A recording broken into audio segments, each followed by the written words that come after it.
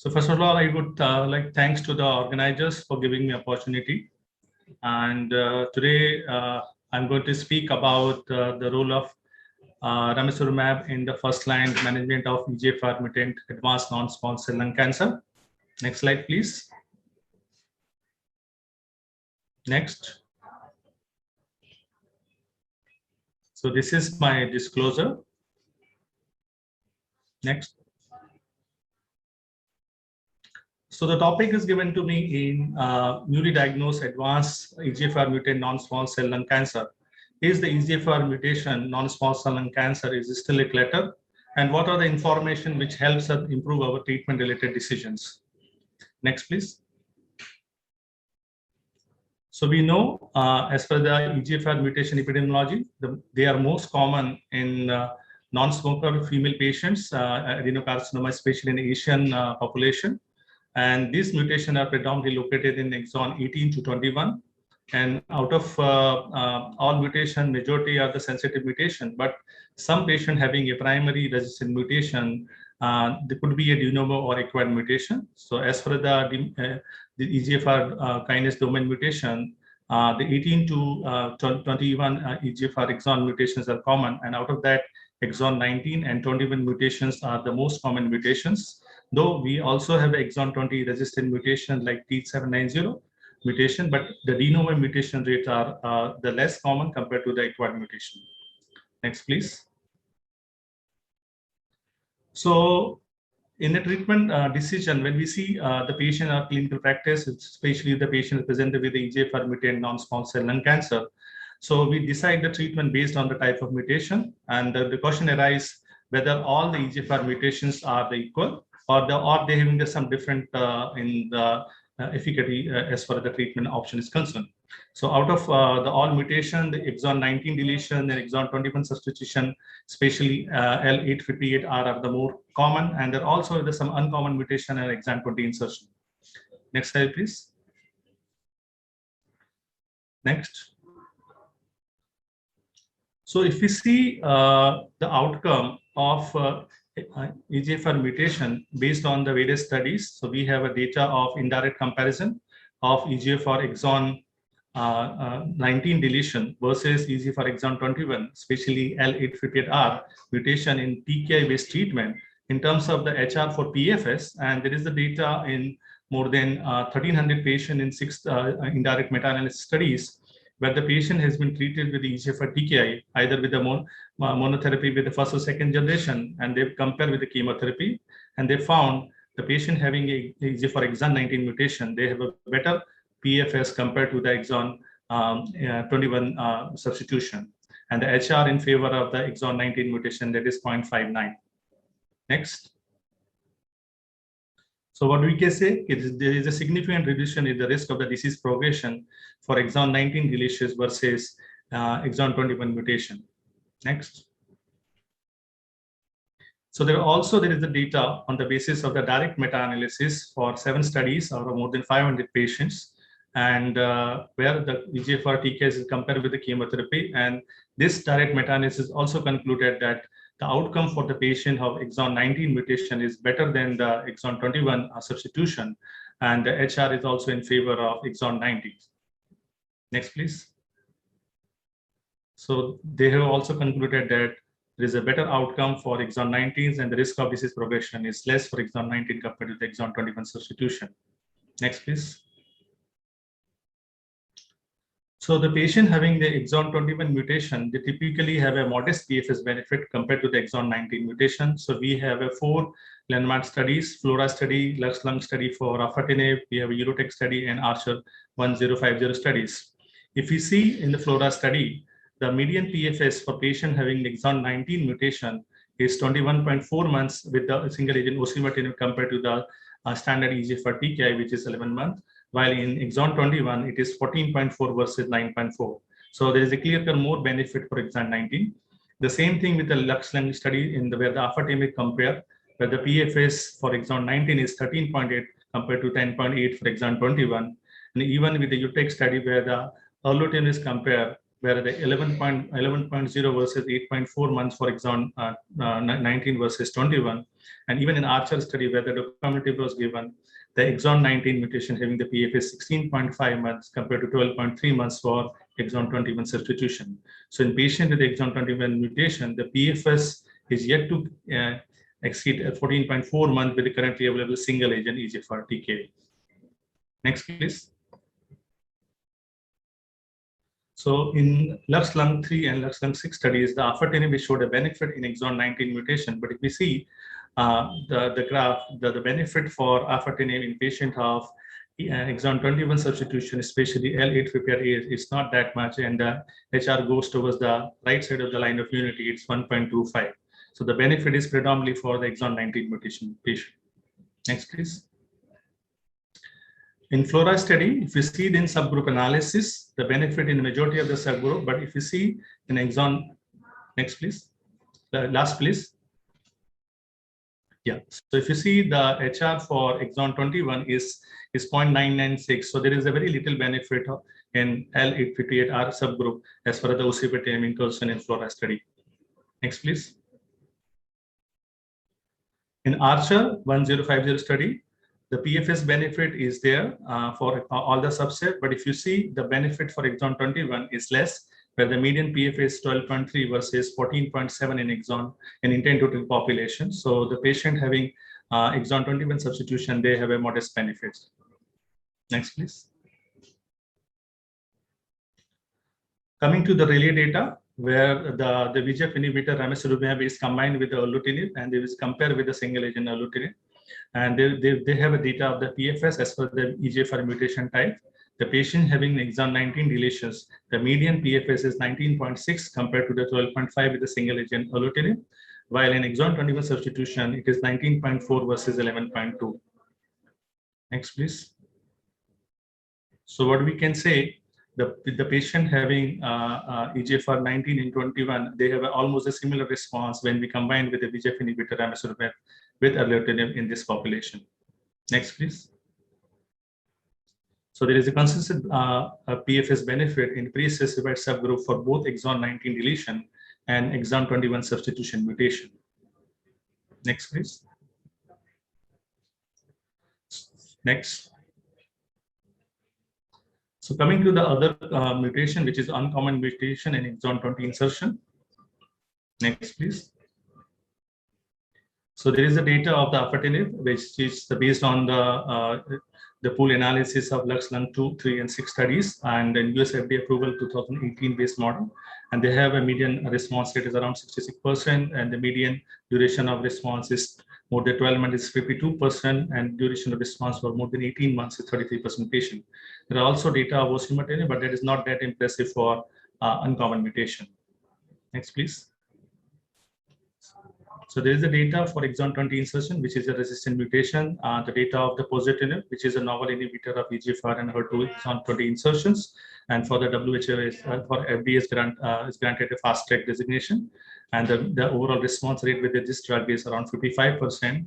And in this year also, we also have a new agent, which is amivantamab, which is there in the guidelines. And even the NCCN 21, it is there as for the first line management of the patient of EGFR exon 20 insertion, those patients who progress with the chemotherapy. Next, please. So what we can understand with the various time and mutation, exon 90 deletion, which is histologically is a better outcome compared to the exon 20 substitution. Both third and second generation TKI have a demonstrated substitution PFS benefit. And exon 21 mutation, the median PFS has yet to exceed 14.4 months with the current available single agent EGFR TKI in this subgroup. And though there is a promising result in the subgroup from the RELAY studies. As far as the uncommon mutation is concerned, afatinib is a sufficient evidence of efficacy. And exon 20 substitution, they are usually reflective of the EGFR TKI. And there is evidence of positinib and amivantamab as far as the available data is concerned.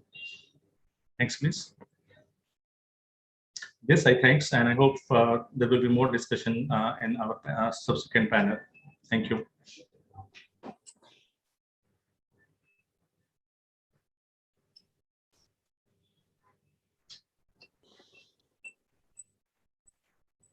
Over to you, Dr. Satya.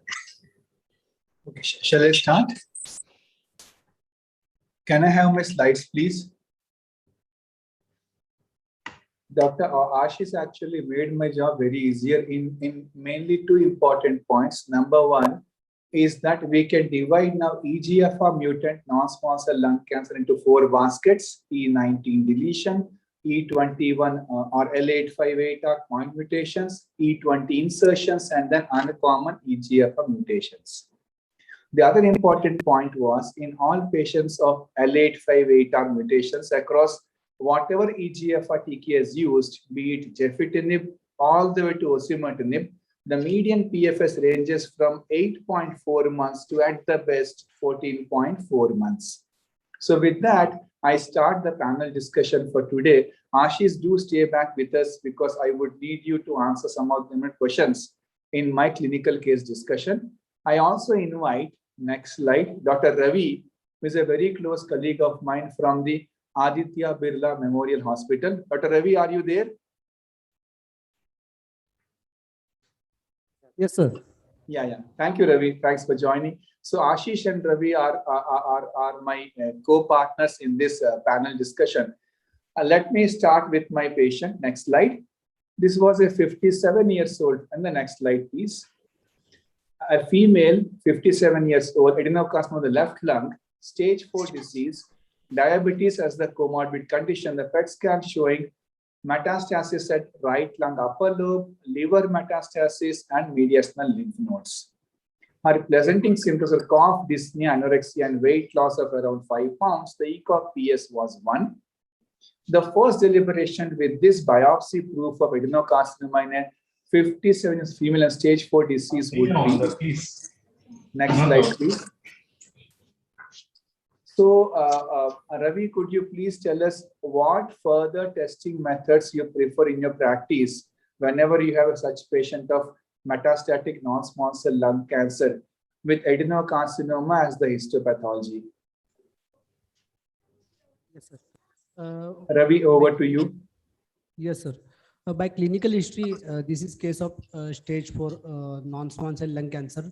I would like to confirm with IHC it is adenocarcinoma. Then after immunohistochemistry in stage 4 adenocarcinoma, I would like to do EGFR, AL, cross, MET mutation testing and PD-L1 testing. And another investigation for my planning of chemotherapy. So would you prefer next generation sequencing or a comprehensive genome profiling over the individual hotspots like what you mentioned? Yes, sir. If finances are not an issue. Yeah, yes, sir, definitely, sir. If finance is not an issue, then NGS lung panel I would like to do, sir. Right. And the reports, as you know, will take some time to come. Would you like to wait in your practice till the results come or initiate some treatment straight away till the reports are yet to reach you? Sir, patient is symptomatic for cough and breathlessness. So patient is symptomatic, so I want to start my treatment early. I would like to start pemetrexed based chemotherapy before results of NGS panel comes. And lastly, for such a patient, even though she is not symptomatic of the brain metastasis or any CNS complaints, would you still want to go for an MRI brain with contrast?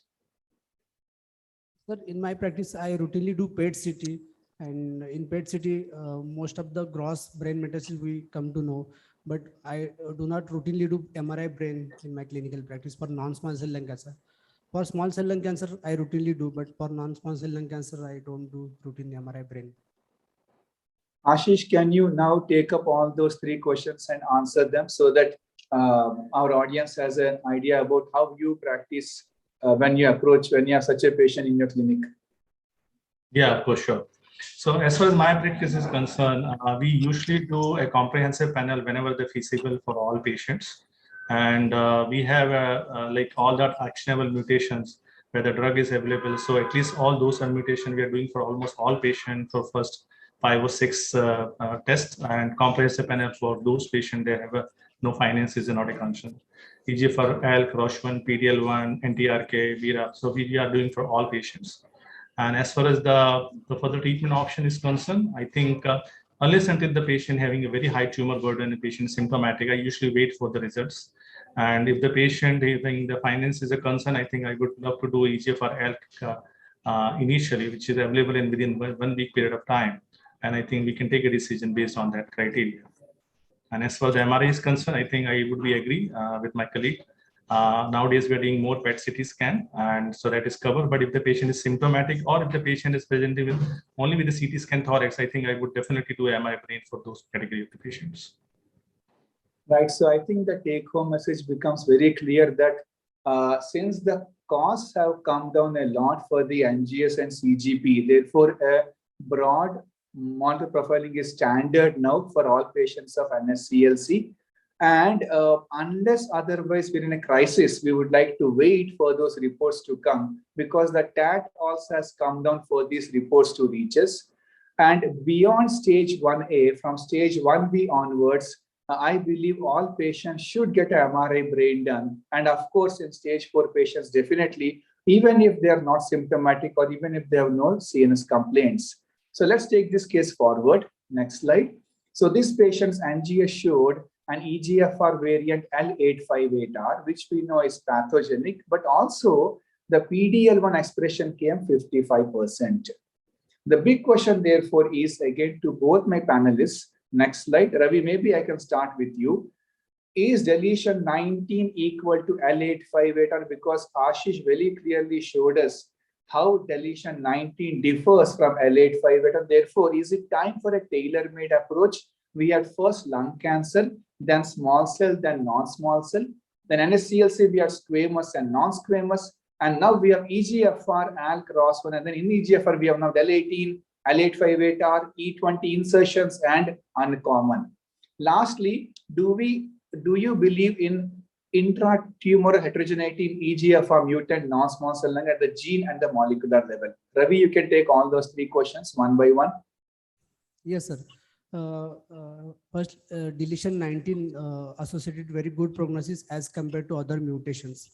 And we all know with single agent TKI, maximum PFS benefit we have achieved till up to 14.4 months. So if patient has deletion 19 mutation, choice is very clear, osimertinib. But those patients who have exon 21 substitutions, probably osimertinib is not adequate. And we have to try with the availability of relay data. We can try erlotinib with ramucirumab.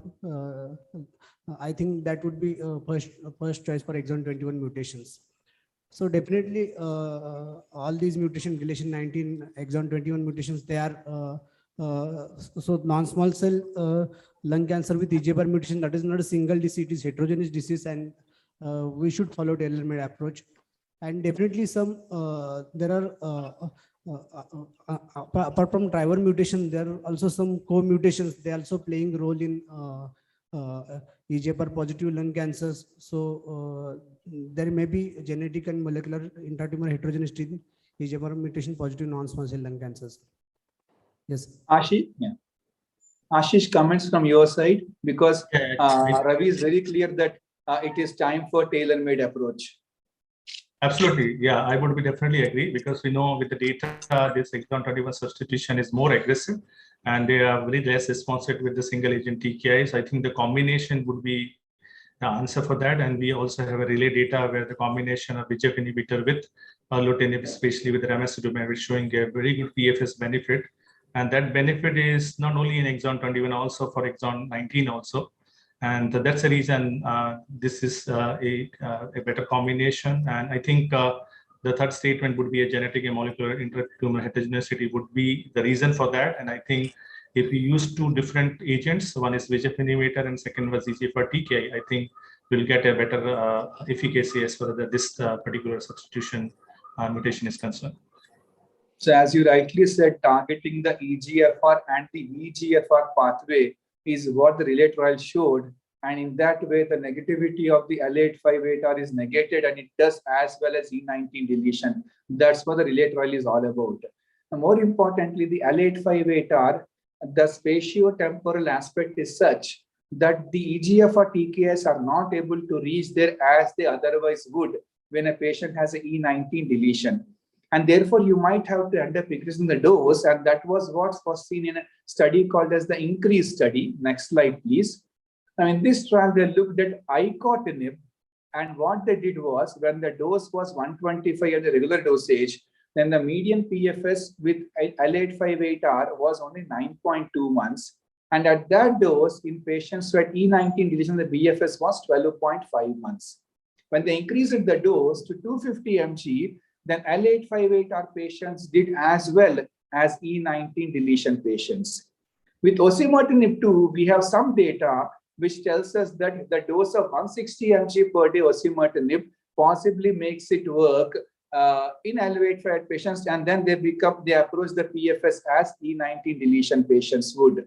So that's what the INCREASE study tells us, that if you want the EGFR TKIs to work better in L858 or otherwise, you might have to increase the dose or double the dose, and that stands true for icotinib and osimertinib, though we don't do in practice because it's not yet approved and the publications are far and few. Next slide.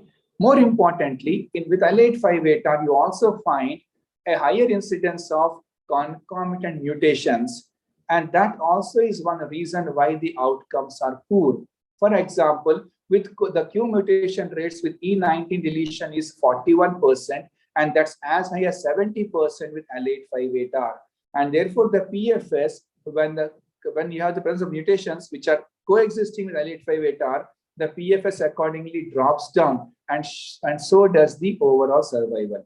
So presence of co-mutations also hamper the PFS and the OS with regard to patients who have E19 deletion, but the incidence is much less than when compared to patients who have L858R. And lastly, the third point, next slide, TMB also is higher in L858R tumors when compared to deletion 19 tumors. So with those three take-home messages, I would now like to ask Ravi, in our particular patient, next slide, what next should we do? A first generation EGFR TKI, a second generation EGFR TKI, a third generation EGFR TKI, or combinations of chemotherapy plus EGFR TKI or ramucirumab, erlotinib. Ravi, your comments, because Ashish very clearly showed us how there is a difference in L858R outcomes when compared to E19 deletion. Which one would you choose for my particular patient? Sir, if patient has brain metastasis, then obvious choice is osimertinib.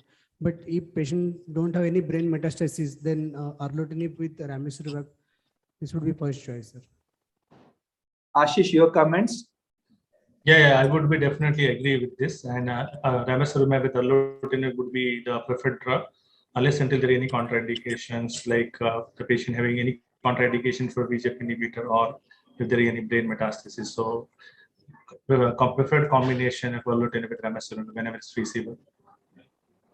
So taking this further, next slide, please. I'm trying to show you data of single agent EGFR TKIs, first generation, second, third generation. Next slide.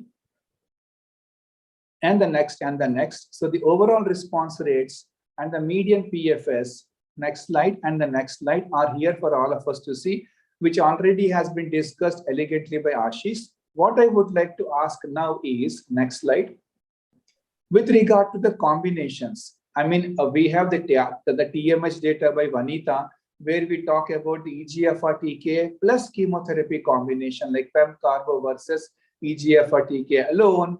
Then we have EGFR TKI plus BEV, and then the relay study of erlotinib plus ramucirumab. Your comments and thoughts on this, Ravi? Sir, if patient is not affording. So which are the patients where you would think of using combinations like as shown here? Yes, sir. Those patients who are with good performance status, and those patients who are not affording for osimertinib or ramucirumab, I think these patients should receive this combination of first generation TKI with chemotherapy. Ashish, can you just let me know how you choose in your practice? The patient goes on a single agent EGFR TKI or these drug-drug combinations? Right. So I think whenever it's the patient having a low volume disease, I think I usually wait for the molecular results. And if the patient is a candidate for osimertinib, or if the patient is exon 21 substitution, I would prefer a combination of erlotinib and ramucirumab. The patient having a high tumor burden where I need to offer a chemotherapy before this test, I think that category of the patient I may add gefitinib once we get this confirmation of EGFR mutation. But I think that is the only subset of the patient where I need to start the chemotherapy upfront. Usually we do a single agent osimertinib or a combination of erlotinib with ramucirumab if the patient is candidate for the combination, especially if the patient of exon 21 substitution and affordability is not a problem. Very well said. So I would now like to, I think we are running short of time. I'll try to make it quick. Next slide. So this is the relay study. The patient received erlotinib and Cyramza at 10 mg per kg body weight. Next slide. And that's based on a relay trial, which was discussed. And this is the trial design where you are close to 450 patients randomized to erlotinib alone versus ramucirumab plus erlotinib. Next slide. The primary endpoint was PFS, which favored the combination. 12.4 months single agent EGFR TKI versus 19.4 months. Next slide. And as you can see, when compared to drugs like, next slide please, when compared to the other EGFR TKIs, here you find, be it E19 deletion or L858R, the combination, the diamond is there to your left, and therefore it favors the usage of ramucirumab and erlotinib. Next slide. When you come to subsets and look at E21 versus E19, it's 19.4 and 19.6 months. Coming to the adverse event profile, how many patients stop treatment because of treatment emergent adverse events? It's 10.7 versus 12.7. A quick message from Ravi with regard to the adverse events of the combination, because you're adding one more drug and they were worried about the adverse events. Ravi, a quick comment on the adverse events of adding Cyramza to erlotinib. Sir, adverse events are similar to anti-VEGF drugs. Hypertension is most common found side effect. Other side effects are quite manageable, sir. The altered LFTs and skin rash, they are easily manageable, sir. Apart from hypertension, I think side effects are manageable, sir. A quick comment from you, Ashish. Yeah, I would be agree. It's a manageable side effects related to the class of the drug, and as we see, the discontinuation rate is nearly similar in both arms. Yeah, completely agree with both of you. Next slide. The sequencing can be discussed a lot and multiple times, but my patient also had a PD-L1 of 55%. Next slide, please. And therefore, whatever the role of immuno-oncology molecules during the course of treatment of EGFR mutant non-small cell lung cancer, another 2 more minutes and I'll close the session. So let me show you, next slide, a phase 2 trial of pembrolizumab as first line in 25 patients of EGFR mutant positive non-small cell lung cancer. The study was stopped for futility at 11 patients. They planned for 25 patients. After 11 patients, they found even though the PD-L1 is high, there is lack of efficacy with immune checkpoint inhibition. Next slide. In fact, using an immuno-oncology molecule first, and then after the reports come, then you put them on drugs like osimertinib or the EGFR TKIs, you end up actually having more severe immune-related adverse events. So your thoughts, that's one reason we should wait till the results come, rather than jump on using these molecules, because the PD-L1 report comes earlier when compared to the NGS reports. Ashish, your thoughts on immuno-oncology molecules in EGFR non-small cell lung cancer? I think we should not use immunotherapy drug unless until we have the mutation reports. And we know there is enough data. This first-line immunotherapy in EGFR mutant patient is not effective. And I think there is only data of BCP where the patient who progress on the EGFR drug, I think it can be given post EGFR progression. So that's the only data of immunotherapy is in there. But I think in the first time we should avoid that. Ravi, your concluding comment before the session is closed with regard to the use of immune checkpoint inhibitors in EGFR mutant non-small cell lung cancer as first line. In subset analysis, it has clearly shown that even if PD-L1 TPS score more than 50% or more, these EGFR positive patients don't get benefit with EGFR immunotherapies. And if patient has received immunotherapies, as immunotherapies has long half-life, so if we try EGFR after immunotherapy immediately, this patient bound to get immunotherapy related side effects. So if we want to try EGFR after immunotherapy, there should be gap of at least 3 months. So Completely agree. At least 90 days before you put them on any of the EGFR TKI, especially osimertinib, you need to 90 days before the last dosage of the immuno-oncology molecule. Thank you so much, everyone, and a wonderful audience too. I hope we were able to do justice in the time slot given to us. Thank you. Thanks, sir. Thank you. Thank you, Ashish. Thank you, Ravi.